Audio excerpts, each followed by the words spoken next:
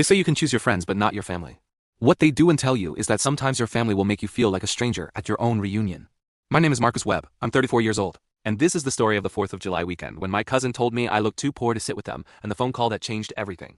The Webb family reunion happened every year at my Uncle Charles's estate in the Hamptons. Uncle Charles had made his fortune in hedge funds, and he loved showing it off. The estate was massive 10 bedrooms, ocean views, a pool that could fit 50 people. Every 4th of July, the whole family gathered for a weekend of excess, disguised as tradition. I almost didn't go this year. I'd been working 18-hour days for the past 6 months on my company, at Reach. We developed a learning app that helped kids in underfunded schools access quality educational content for free. We just reached 2 million users, mostly kids in rural and urban districts that couldn't afford expensive programs. But we weren't making money yet. Every dollar we raised went back into development and reaching more students. Which meant I was living on ramen and hope, driving a 12-year-old Honda Civic, and wearing the same 3 pairs of jeans I'd owned for 5 years. My family didn't understand what I did. To them, success meant corner offices, luxury cars, vacation homes. When I left my 6-figure job at a consulting firm 6 years ago to start at Reach, they'd been horrified. My cousin Brandon had actually said, "Why would you throw away your life to make a free app? Who does that?" I tried to explain that helping kids learn was more valuable than helping rich people get richer, but they just looked at me like I was speaking another language. But my mom had insisted I come to the reunion. It's family, Marcus. Just come for one day, please. So I drove out to the Hamptons that Saturday morning in my old Civic, wearing jeans and a plain t-shirt because it was all I had that was clean. When I pulled up to the estate, the circular driveway was packed with Mercedes, BMWs, Teslas. My car looked like it had wandered in from the wrong zip code. The party was already in full swing. Maybe 60 family members were scattered around the property, lounging by the pool, playing long games, drinking expensive wine. Everyone was dressed in designer casual wear, the kind of clothes that look simple but cost a month of my rent. I found my mom near the pool. She hugged me tight, then looked at my outfit with concern. "Honey, didn't you bring anything nicer to wear?" "Mom, this is what I have." She sighed but didn't push it. We walked together toward the main gathering and I felt every eye on me. Whispers followed. I heard my Aunt Patricia say to someone, "Is that Marcus? Oh dear, he looks like he's been living under a bridge." My cousin Brandon spotted me and walked over with his wife Jessica. Brandon was 36, worked at his father's firm, and wore a watch that probably cost more than I'd earned in the past year. "Marcus, wow man, you made it." His tone suggested he'd hoped I wouldn't. "How's the charity work going?" "It's not charity, it's a business. And it's going well." Right. "The free app thing." He exchanged a look with Jessica. "Still not making any actual money though." "We're focused on impact right now, not profit. Impact doesn't pay the bills, cousin." He laughed and walked away. I grabbed a beer from a cooler and tried to make small talk with various relatives. But every conversation followed the same pattern. They'd ask what I was doing, I'd explain at Reach, and they'd get this pitying look before changing the subject.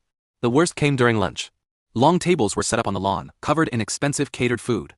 I found an empty seat at a table where several of my cousins were sitting: Brandon, Jessica, my cousin Veronica and her husband, and a few others. I sat down and Veronica actually wrinkled her nose.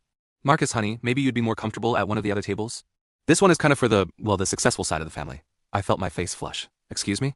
Brandon jumped in, trying to sound friendly but making it worse. "What Veronica means is, we're all kind of talking business deals and investments and stuff. You know, grown-up conversation. Might be boring for you. I'm a business owner," I said quietly.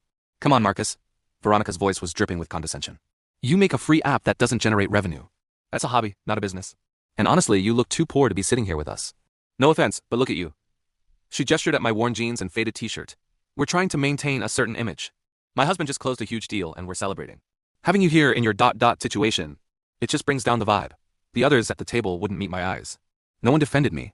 No one said that's not fair. I stood up, my appetite gone. "You're right. I wouldn't want to bring down your vibe." I walked away, feeling like I was 15 again, the weird kid who didn't fit in. I found a spot at the edge of the property, away from everyone, and sat on a bench overlooking the ocean. My phone buzzed. I almost ignored it. I wasn't in the mood to talk to anyone. But the caller ID showed a number I recognized. Sarah Chun, partner at Northbridge Venture Capital, one of the biggest VC firms in the country. We pitched to them 3 months ago. They'd seemed interested in Reach but had said they needed time to decide. I'd assumed that they'd passed it, had been radio silence for weeks. I answered, "Hello, Marcus, Sarah Chun from Northbridge. I hope I'm not catching you at a bad time." "No, it's fine. What's up?" "Well, I have some news and I wanted to deliver it personally. The partners met this morning and we've made a decision about Reach." My heart sank. Here came the rejection. "Okay, Marcus, we want to invest $40 million for a 20% stake. We think what you're building is revolutionary." I stopped breathing. "I'm sorry, what?" Sarah laughed. $40 million. "We believe Reach has the potential to transform education for underserved communities. Your model of free access supported by grants and corporate sponsorships is brilliant, and the data showing improved student outcomes is undeniable. We want to help you scale to every public school district in America. 40 million ... There's more. We've been in talks with the Department of Education. They're interested in a partnership that would integrate Reach into their supplemental learning initiatives. That's another $60 million in government grants over 3 years." I couldn't speak. I genuinely couldn't form words. "Marcus, you still there?" "Yeah, sorry, This is incredible. You've earned it. What you've built is special. Oh, and one more thing, Forbes is running a feature on Eddie Urich next month. The entrepreneur who chose impact over income. They want to interview you next week. We talked for another 10 minutes about next steps, meetings, timelines. When I hung up, I just sat there, staring at the ocean, trying to process what had just happened. $40 million. Government partnerships. Forbes feature. My free app, My Hobby, had just become one of the most valuable education technology companies in the country. I walked back toward the party in a daze. My mom found me first. Marcus, honey, are you okay? You look like you've seen a ghost. Mom, I need to tell you something. I explained about the phone call. Her eyes got wider and wider until she was crying and hugging me. I knew it, she kept saying.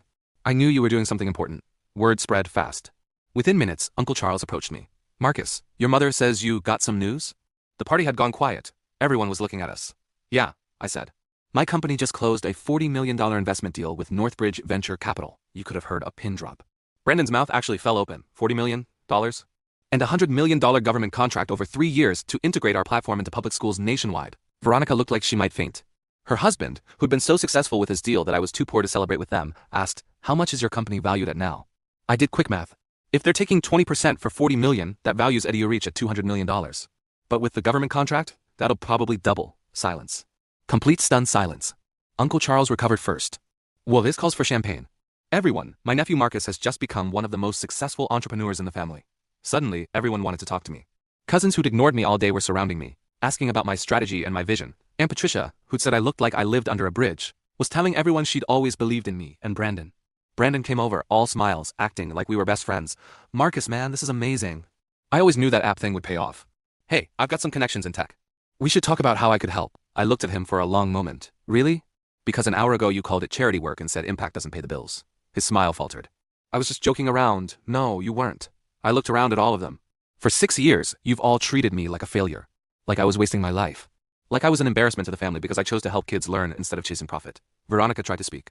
Marcus, we didn't mean. You told me I looked too poor to sit at your table, I said, and she flushed red. You said I was bringing down your vibe. That my company was just a hobby. I pulled out my phone and showed her the email confirmation from Northbridge. This hobby just made me worth more than everyone at that table combined. But here's the thing, the money doesn't matter to me. What matters is that 2 million kids who couldn't afford test prep or tutoring or educational software, now have access to tools that are changing their lives. I looked at each of them. You measure success by bank accounts and designer clothes and expensive cars. But I measure it by the teacher in rural Alabama who told me our app helped her students improve their reading scores by 30%. By the single mom in Detroit who said our math program meant her son could finally keep up with his class. My mom was crying again, proud this time. The problem with people like you, I continued, is that you only respect success you can see. You couldn't understand that choosing impact over income was its own kind of success. You had to wait until there were dollar signs attached before you'd take me seriously. Uncle Charles cleared his throat. Marcus, that's not entirely fair, isn't it? Be honest, Uncle Charles. If I hadn't gotten that phone call, would any of you be standing here acting like you're proud of me? Or would you still be pitying the poor cousin who threw away his potential? No one answered. That's what I thought. I turned to my mom. I'm going to head back to the city. I've got work to do. Real work. Important work. I'll come with you, she said immediately. As we walked to my old Civic, I could hear the whispers starting up again behind us. But this time, they weren't pitying. They were awed, envious, maybe even a little ashamed. Brandon caught up with us at the car. Marcus, wait. Look, I'm sorry. Really. We were jerks to you.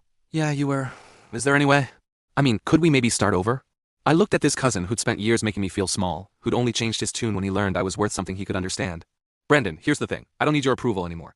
I don't need any of theirs. I spent years hoping this family would see my worth, and today I finally realized their opinion doesn't matter. What matters is the work. What matters is impact. What matters is knowing that kids who never had a chance are getting one because of what I built. I got in my car. Maybe someday we can start over. But first, you all need to figure out what success really means. And until then, I've got better things to do than try to prove myself to people who measure worth by how expensive someone's watch is. I drove away from that mansion, my mom beside me, leaving behind a family that finally saw me but still didn't understand me. The next few months were a whirlwind. The investment came through. We hired a team of 50. We expanded to 5,000 schools. Forbes ran their feature, and suddenly I was doing interviews, speaking at conferences, being asked to advise other social entrepreneurs. And my family? Some of them reached out with genuine apologies. A few, like my mom's sister, admitted they'd been wrong to judge me. Others, like Brandon and Veronica, tried to leverage our connection for their own benefit. But I learned to set boundaries. To surround myself with people who understood that success isn't measured by what you accumulate, but by what you contribute. My name is Marcus Webb. I'm 34 years old. I drive a car held together by hope and duct tape. I own 3 pairs of jeans. I look, according to my cousin, too poor to sit at the successful people's table. But I'm worth $400 million on paper. More importantly, I'm helping millions of kids get educations that will change their lives. And I learned that the people who judge you by your appearance, your clothes, your car, those people will never truly see you.